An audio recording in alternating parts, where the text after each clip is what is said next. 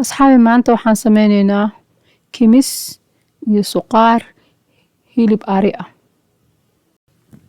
waxaan bilaabaynaa burka qasidiisii. koob biyo ah ayaa marka ugu horeysa qandacan ku shubay.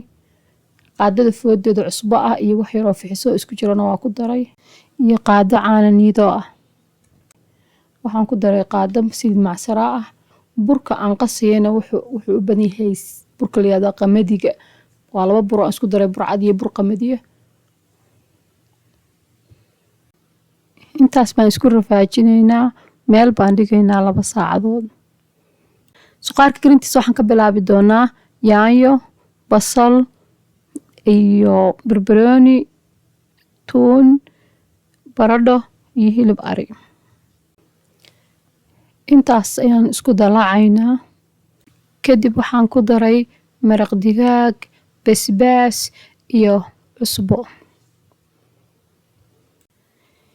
intaas ha isku qalaysanto ha isku bislaato. waxaan u salaabanaynaa kimisteena oo faxday.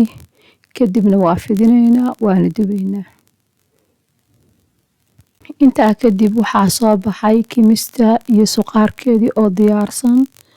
fadlan haddii aad wax ka faa'iideen subscribe iyo saara iyo like-ta.